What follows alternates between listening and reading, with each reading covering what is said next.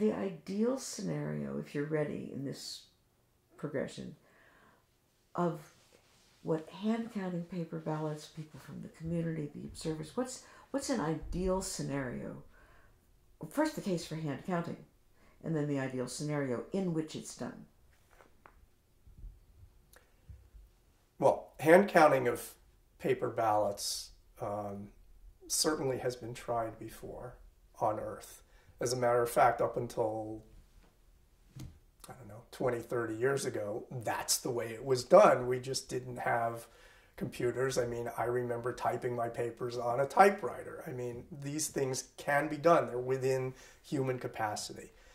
It allowed public observation. It allowed true validation of the authenticity of the vote counts. Were there instances where ballot boxes got stuffed or ballots may have gotten altered or dead people voted? Yes.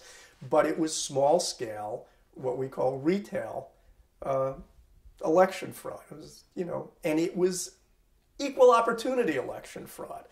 Anybody could do it. Either party could do it, and they probably both did. And it was out in the open. It was observable. You could at least raise a stink about it.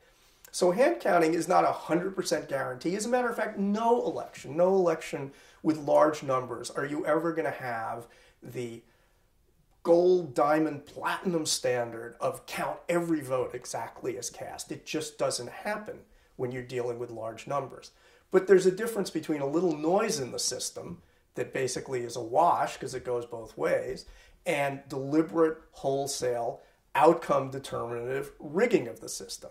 And that's what computerized voting has brought us.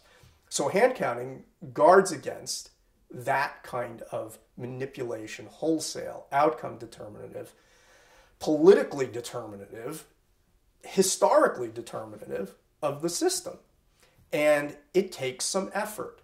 It takes some involvement on the part of the people, we, who want to have a democracy and who generally take our democracy for granted. But it doesn't take an effort that is beyond the pale.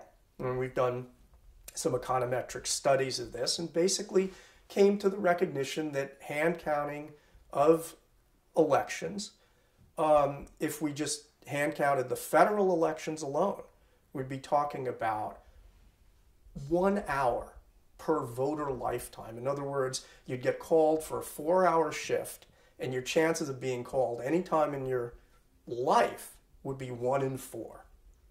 And, I've already served 11 days of jury duty. So the burden is minuscule. However, as a culture, we have sold out lock, stock, and barrel to convenience, to slick, high-tech entertainment. It's all over our media. It's all over our sports. It's all over pretty much everything that we expect come election night has been taken over by that ethos. And so we have a serious choice to make between this convenience and speed on the one hand and authenticity on the other hand.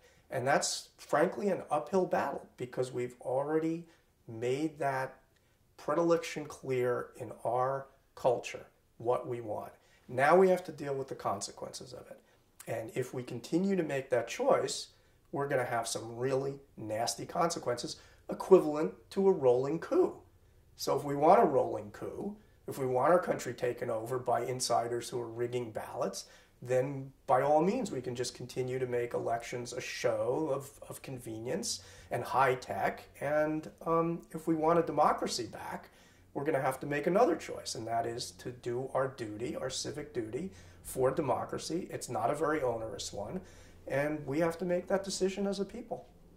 So I'd like you to go back a step now and set up 2 questions